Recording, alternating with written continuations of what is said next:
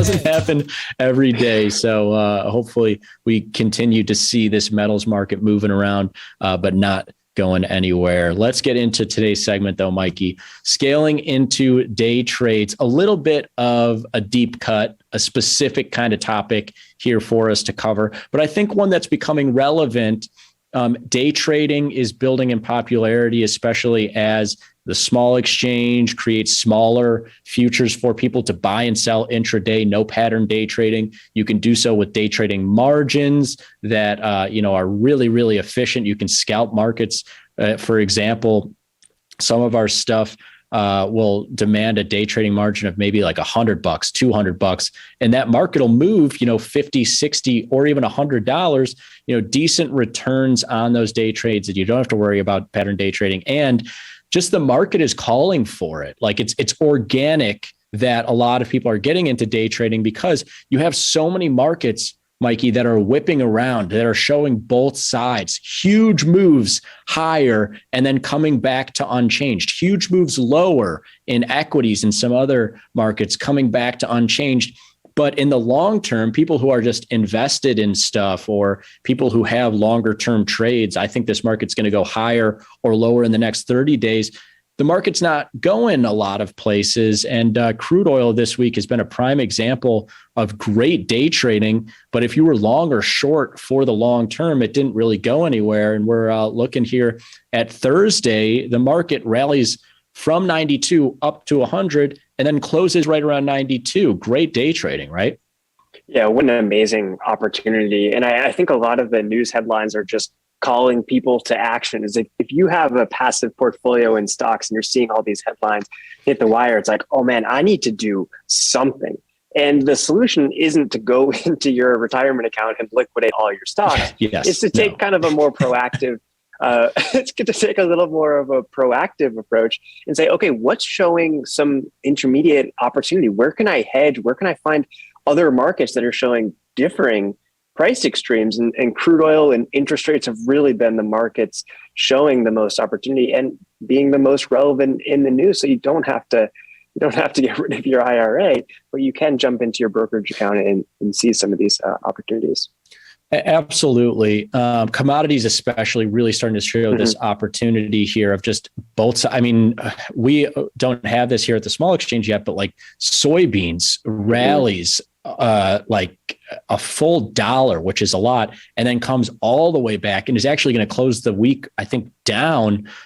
Just like great day trading opportunity. And you're totally right, Mikey. Like this isn't a scenario of like, oh, liquidate everything and jump on these day trades. No, it's just like, it's the same way that the last 10 years or so many people have gone from being 100% passive investors to like 70, 80% passive. And I'm going to put a good chunk of this into trading options, and look at, 20-day opportunities, 30-day opportunities, 40-day opportunities and options. It's just a matter of now you have products like small crude oil, small metals, small interest rates that you can now go from being 100% passive to 80-20 passive and options to, 75, 20 and 5 passive options and futures and get into some of these day trades. Cause I know a lot of people are looking on Twitter or looking at, news wires at different stuff, seeing this volatility, seeing this price action, but then looking at their passive portfolio and being like,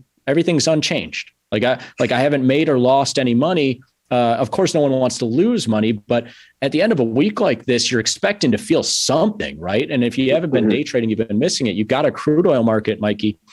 Yesterday, one standard deviation move in crude oil, and a standard deviation, remember, is where the market lives 68% of the time. That one standard deviation, Mikey, is $2. So when the market rallies by more than $6 from 92 all the way up close to 100, that's a 3 standard deviation plus move.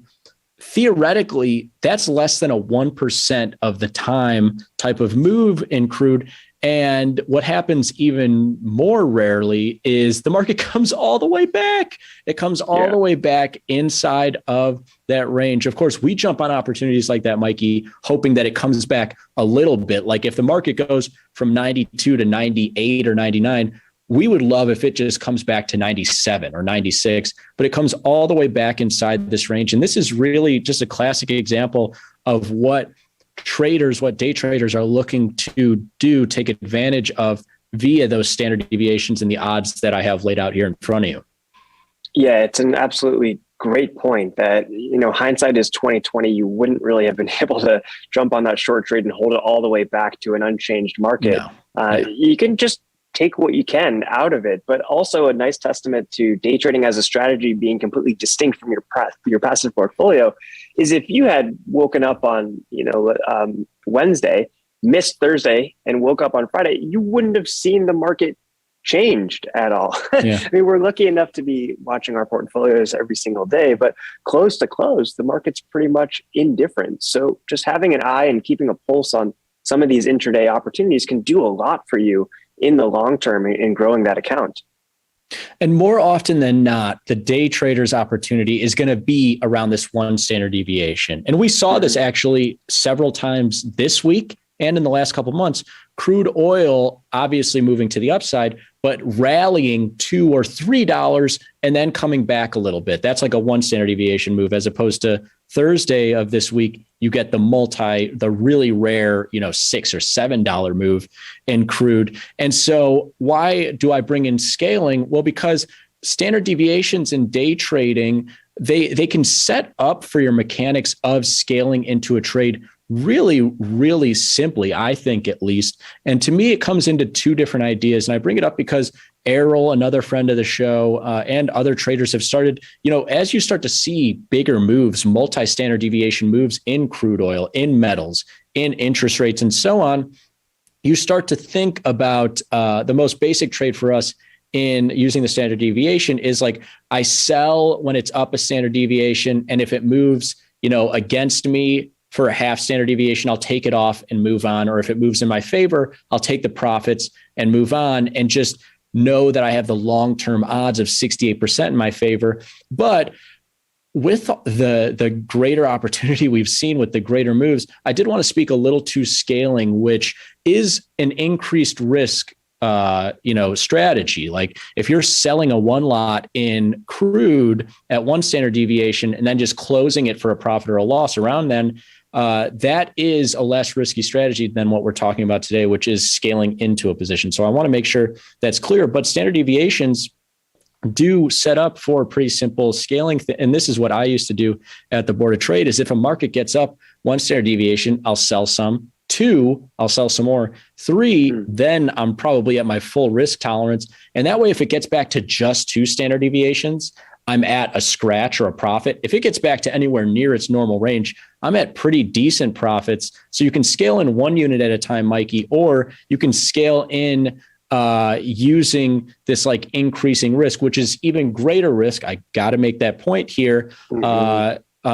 it does create a scenario where at 1 standard deviation, I get 1 unit off. At 2, I'm getting 2 units. I've got 3 total, but I've got 2 of them from the better price. And then if it gets to an outlier day, like we saw in crude on Thursday, then I'm full boat. I got a lot of risk on the table, but now I've got a total of 6 units, 3 of them from some of the most outlier best prices. And that way, if it just gets back to anything remotely normal, then I'm up a pretty good amount and my break even is moved out. But keep in mind, if it continues, if you get a really big outlier and it continues past 3 standard deviations, you've got a good amount of risk on the table.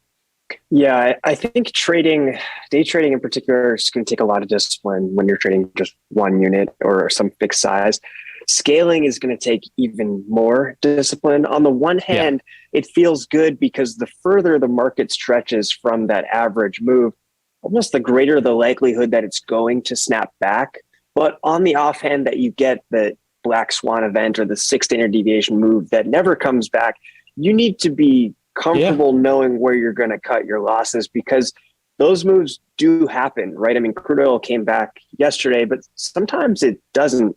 And when you're adding and you're stacking here and you're going from 1 short position to 2, then to 3, and the next thing you know, you're short 6 contracts, you need to know that your risk is 6 times greater than it was, kind of less than 6 times greater, but than it would be with one contract. So I think you got to be really firm in your resolve and your discipline when you're scaling into these trades, whether it's adding 1 at an additional standard deviation or even upping the ante with 2 and 3 as you stretch further out. Absolutely. Great points to be made. That is scaling into day trades.